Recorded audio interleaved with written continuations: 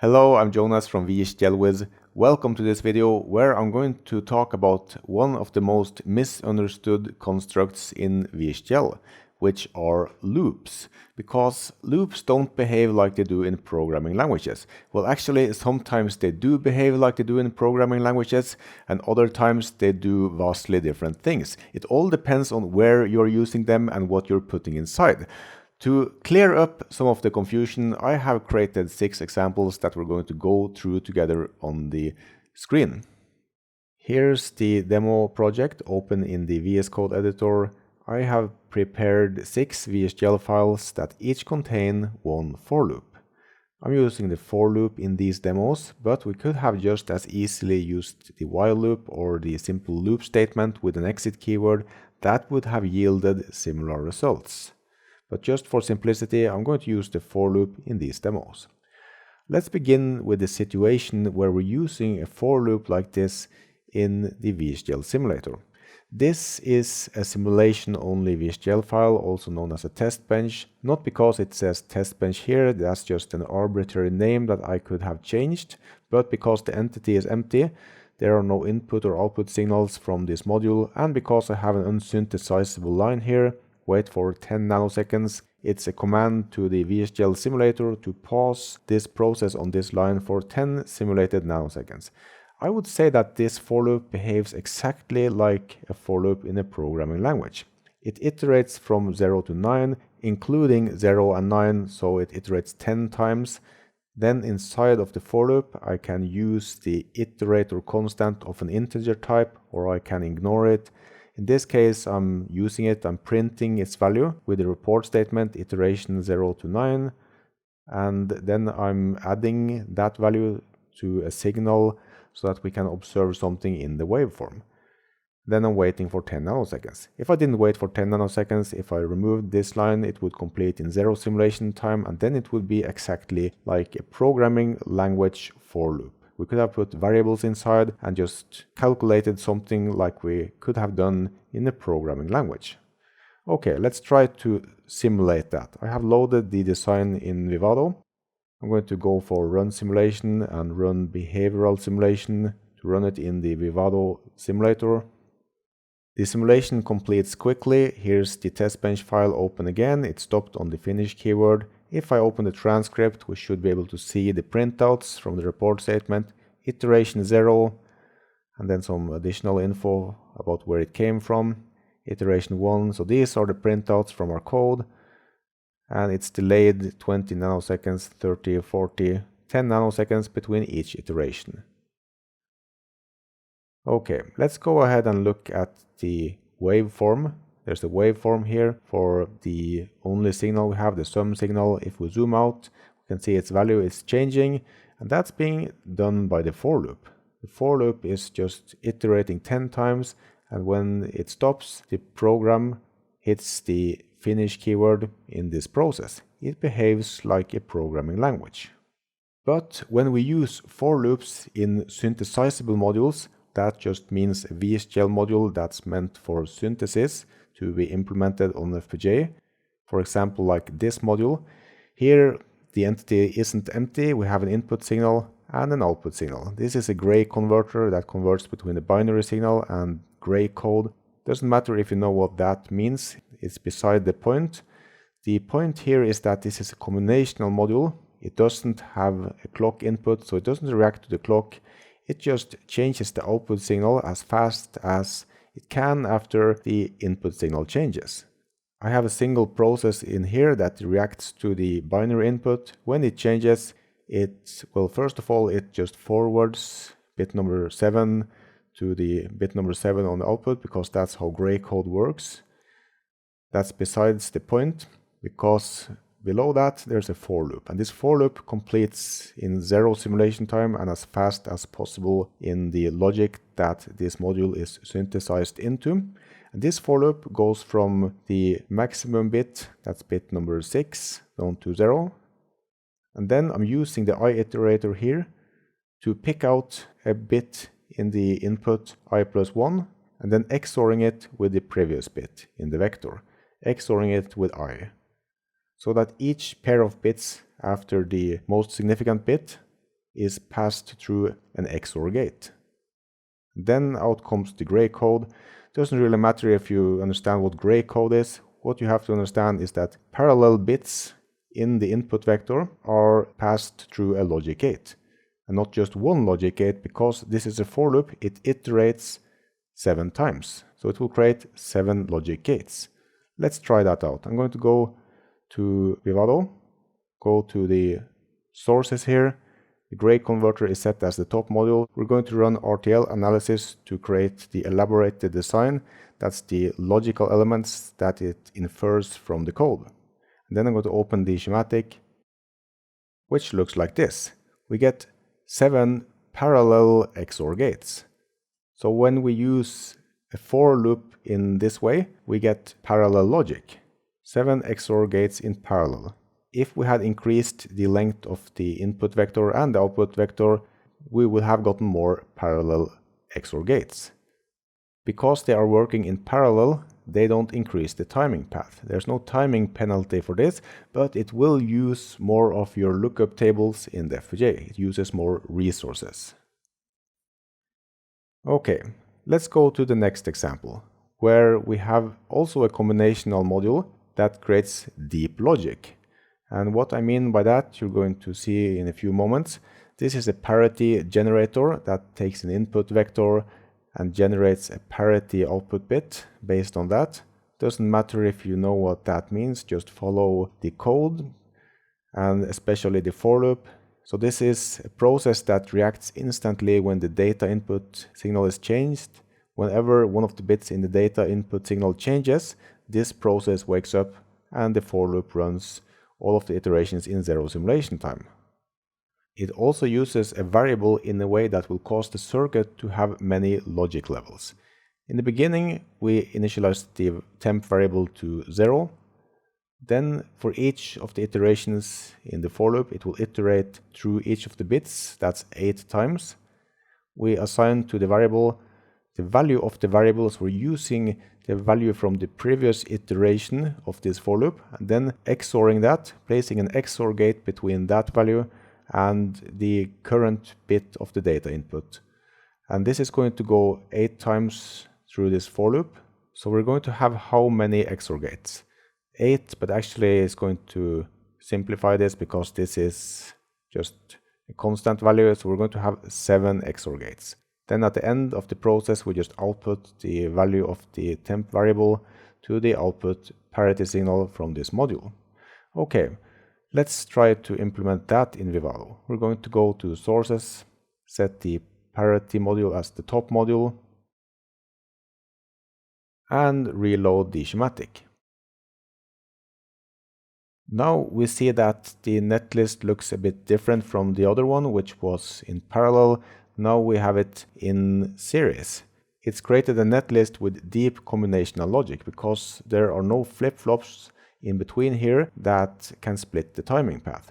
When data changes, it will have to propagate the signal through all of these 7 XOR gates before the output can change.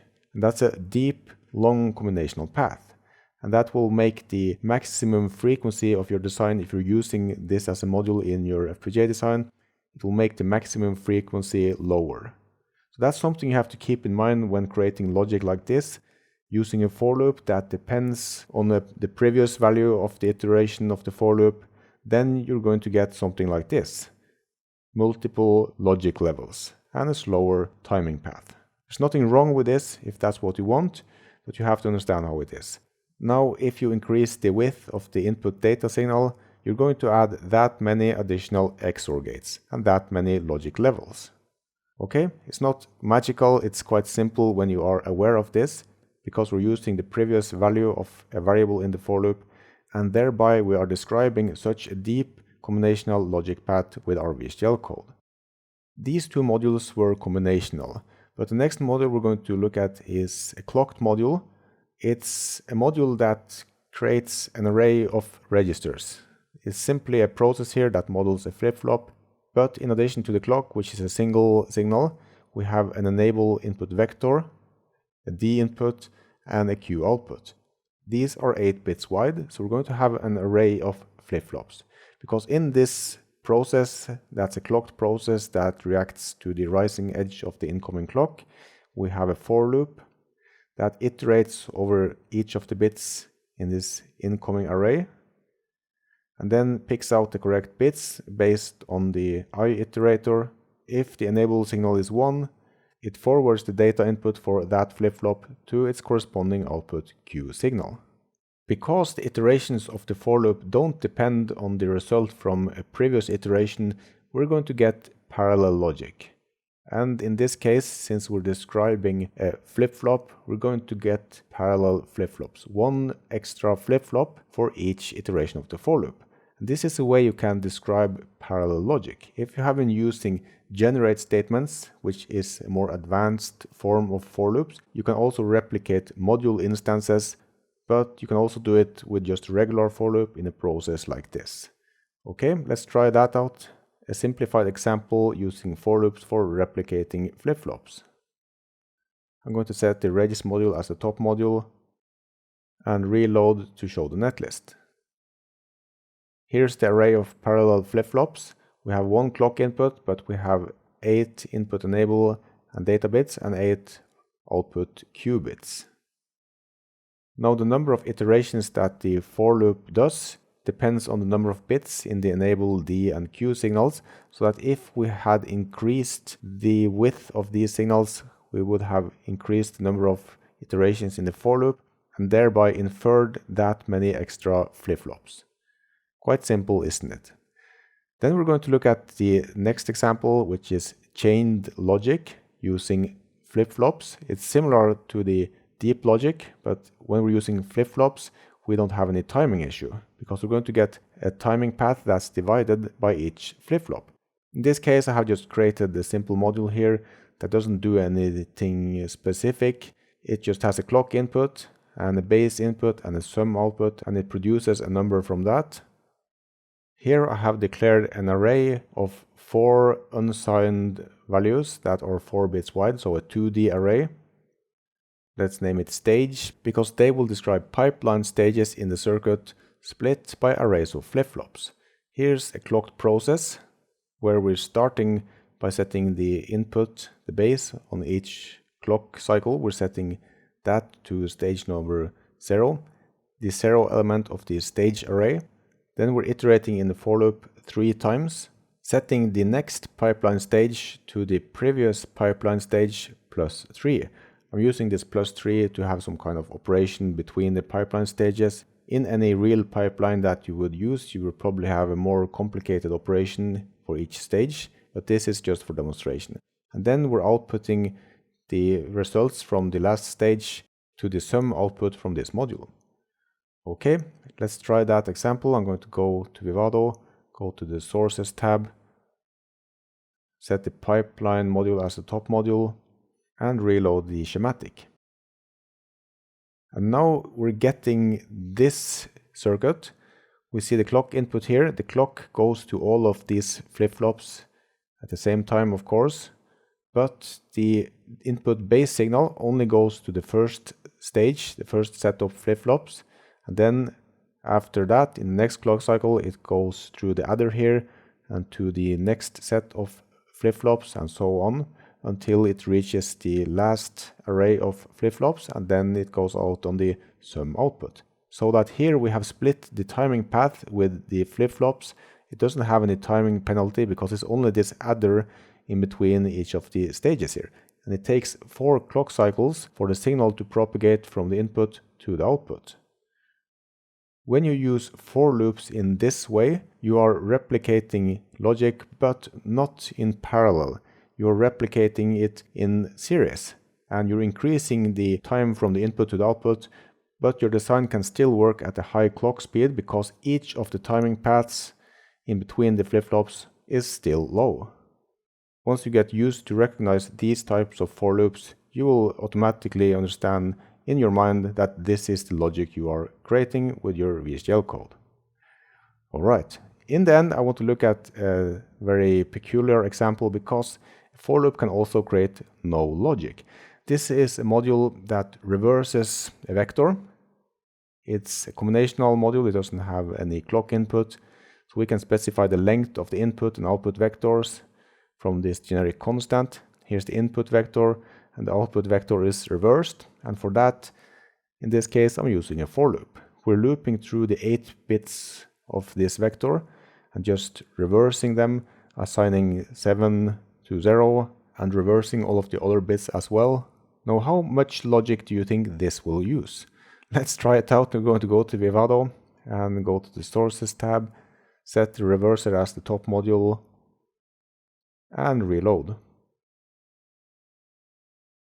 It doesn't use any logic at all, because it's just a rewiring. It rewires the bits on the input vector to the output vector. Let's see if we can get a better view of that. Yeah, like this. So we can actually see it better here.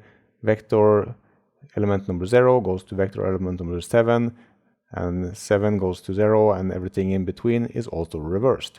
And of course, this used no logic, because in the FPGA, this isn't using any more logic than if we had wired this one to that bit. It just changes the routing so that it gets routed differently. But we're still using the same number of wires. We didn't use any extra resources. So that's a peculiar example, and it illustrates my point that the for loop can use lots of logic, or it can use no logic, and anything in between. You have to understand how the logic is inferred from your VHDL code, and the loops in VHDL are like power tools. You can create lots and lots of logic with just one loop, or you can create a loop that actually creates no logic at all, like this. If you enjoyed this video, I have an entire course where we go through the most common VHDL constructs to understand what kind of logic it produces. Not only loops, but also things like state machines, if-then-else branches, and other constructs.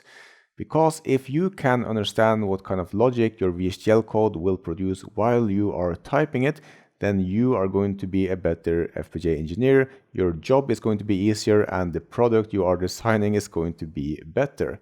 The course is called VHDL Synthesis from Code to Hardware. I'm going to link to it from the video description, and you can purchase it as a standalone course, or as I recommend, you can access it through the VHDLwhiz membership. The membership is a subscription where you pay each month to access everything that's in the membership portal, and currently there are 40 different VHDL courses and a lot more. And you can cancel anytime you want. So click the links in the video description to read more about that. Thank you for watching, and see you in the next video.